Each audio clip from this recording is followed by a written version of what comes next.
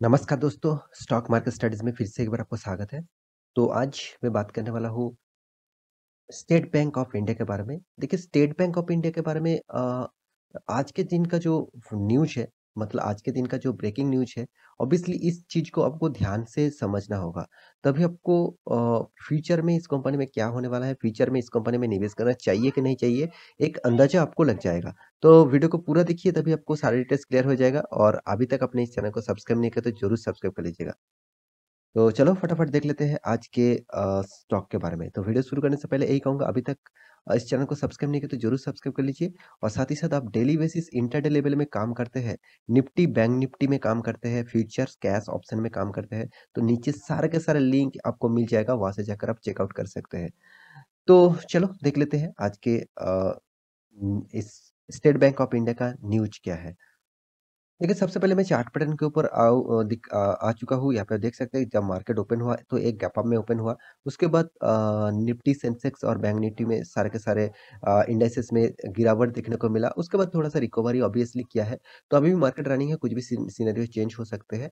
तो यहाँ पे कंपनी का जो अप्स एंड डाउन मूवमेंट है, मुझे देख कर लगता है कंपनी थोड़ा-सा एक साइड बेसिस पैटर्न में चलने वाला है। तो कंपनी का जब 5 दिन का चार्ट पैटर्न ओपन कर दो तो 5 दिन में देखिए भारी भरकम यहाँ पे गिरावट देखने को मिला।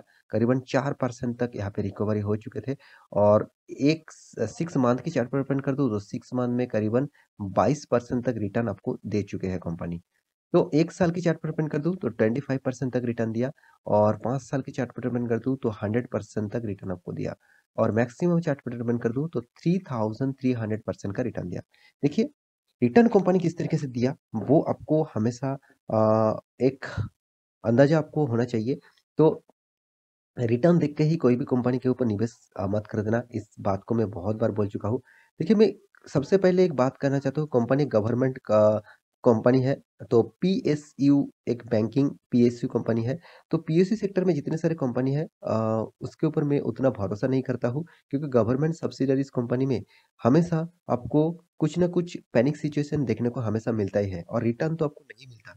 फिर भी तो पीएससी सेक्टर से मुझे कोई भी स्टॉक उठाना ही है, कोई भी बैंकिंग स्टॉक उठाना ही है तो मैं स्टेट बैंक के ऊपर भरोसा करता हूँ। क्योंकि देखिए स्टेट बैंक एक अच्छा खासा का परफॉर्मेंस भी करता है, साथ ही साथ आप जितने सारे पीएससी बैंक है उसका मार्केट कैपिटलाइजेशन आप देख लेना बहुत छोटा-मोटा मार्केट कैपिटलाइजेशन है। मगर स्टेट बैंक ऑफ इंडिया के साढ़े 4 लाख 4.60 लाख करोड़ का लाखों करोड़ का यहाँ पे टोटल मार्केट कैपिटलाइजेशन है। मतलब आप एक बार अंदाज़ा लगा लीजिए कंपनी कितना बड़ा है।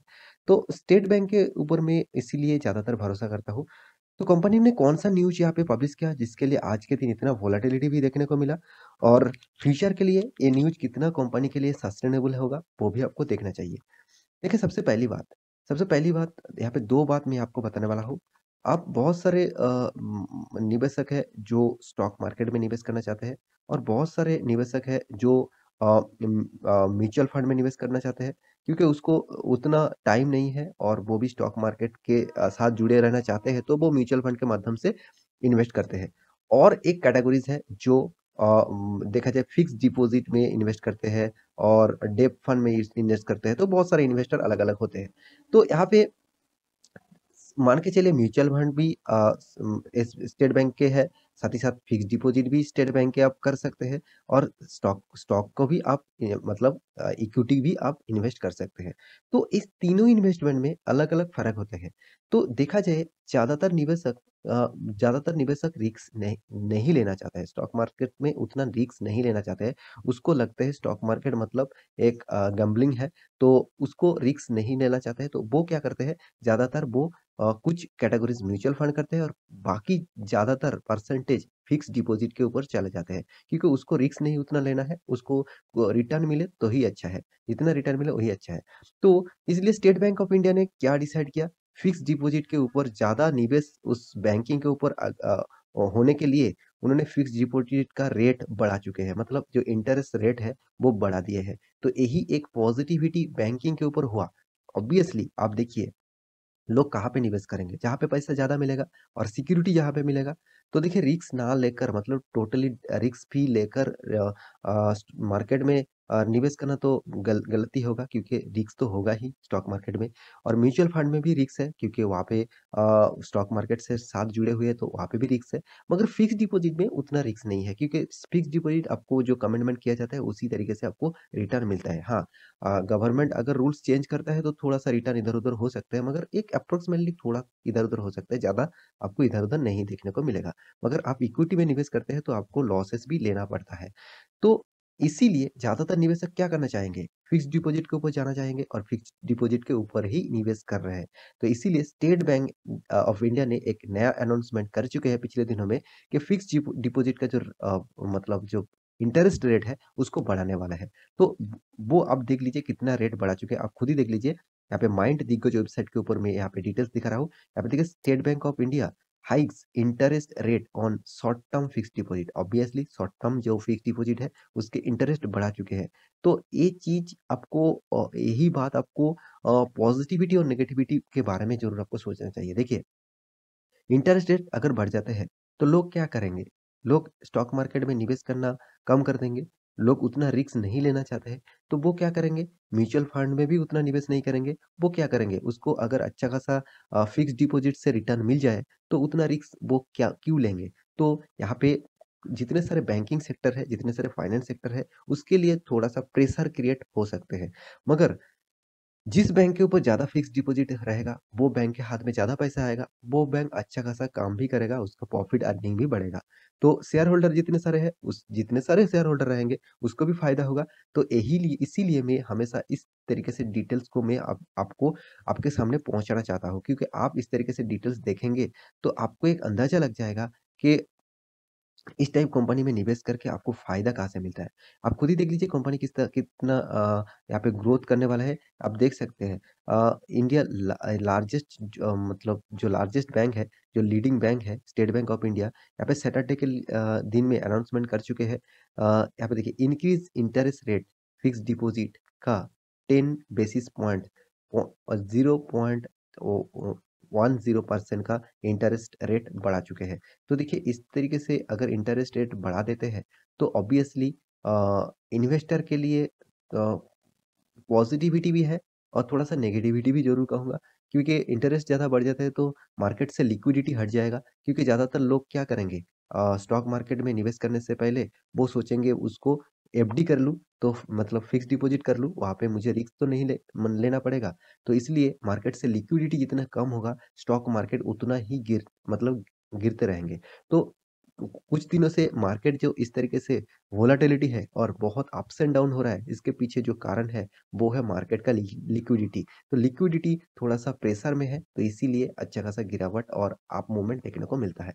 तो देखिए जो इन्वेस्टमेंट मतलब यहाँ पे 2 साल की इन्वेस्टमेंट में आपको 5.1% का रिटर्न मिलने वाला है और जो पहले था 5% और यहाँ पे देखिए सीनियर सिटीज़न के लिए देखिए 5.50% पहले था, अभी वो बन चुके 5.60%। देखिए 5.60% भी कोई छोटा-मोटा अमाउंट नहीं है, इस बात को भी आपको ध्यान रखना होगा क्योंकि देखिए आप निवेशक हैं, तो इस तरीके से डेटा को आपको हमेशा फॉलो करना चाहिए। देखिए मुझे लगता है इस डेटा बहुत इम्पोर्टेंट है, तो इसलिए मैं आपके सामने शेयर किया और आशा करता हूँ सारी जानकारी आपको मिल चुका है। तो इस बैंक के ऊपर आप निवेश करके रखे हैं, तो आप लॉन्ग टर्म पीरियड के लिए सोचिए, शॉर्ट टर्म के लिए मत सोचिए क्योंकि शॉर्ट टर्म में आपको इस कंपनी में क्या मिलेगा वो तो बात की बात है, लॉन्ग टर्म के लिए आपको बहुत सारी चीज़ मिलने वाला है क्योंकि देखिए कंपनी का इंडस्ट्रीज़ पी रेशियो 8.98 है, 93 है और इसका पी रेशियो भी सेम टू सेम लेवल में है, थोड़ा-सा अप में है और कंपनी का देखिए एनुअल इनकम जो है 22,000 करोड़ है और कंपनी का हाथ में देखिए 86 करोड़ का टोटल कैश है। कंपनी का डेब्ट ऑफ इक्विटी 15% है, इस बात को भी आपको ध्यान रखना होगा।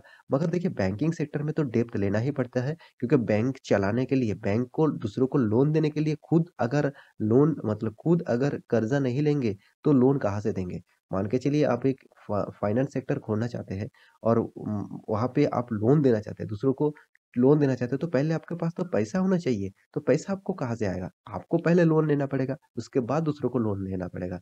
आप बाहर से मान के चलिए 5% का इंटरेस्ट देके लोन लिया है, तो मार्केट में क्या करेंगे? अब 10% के 8% इंटरेस्ट से आप लोन देंगे, तो आपको 3% का फ़ायदा होगा। तो इसी तरीके से बैंकिंग सेक्टर काम करते हैं, तो इसके लिए आपको घबराने की कोई ज़रूरत नहीं। तो कंपनी का जो अर्निंग है, वो आपको देखना चाहिए। कंपनी अच्छा खासा यहाँ पे अर्निंग करते आए हैं। शानदार यहाँ पे कंपनी का प्रॉफ़िट यहाँ पे आपको देखने को मिलेगा। हाँ, एक चीज़ यहाँ पे भी ज़रूर आपको देखने को मिलेगा देखना चाहिए, कंपनी का जो है इंटरेस्ट। कंपनी रेवेन्यू अच्छा कमाने के बाद भी ज़्यादातर कंपनी का इंटरेस्ट से ही पैसा चला जा रहा है, क्योंकि वो इतना ज़्यादा कर्जा लेके बैठे हुए हैं, उसको इंटरेस्ट पे करते-करते ही ज़्यादा पैसा वहाँ पे ही चला जा रहा है। और कंपनी का जो परफॉर्मेंस है, उसके हिसाब से मैं इस कंपनी के ऊपर मैं आपको हमेशा बने रहने के लिए बोलूँगा, क्योंकि देखिए कंपनी ज़बरदस्त आपको रिटर्न दिया। 10 साल में 8%, 5 साल में 14%, 3 साल में 26% और 1 साल में 25% तक रिटर्न आपको दे चुके हैं। ओवरऑल बात करूँ, आपको 15% से भी ज़्यादा रिटर्न मिला है। देखिए 15% फिक्स्ड डिपॉज़िट के हिसाब से बहुत अच्छा है, क्योंकि फिक्स्ड डिपॉज़िट में आपको 5.10% तक आपको रिटर्न मिला है। हाँ, आप कहेंगे सर वहाँ पे तो मुझे रिस्क नहीं है, रिस्क भी है।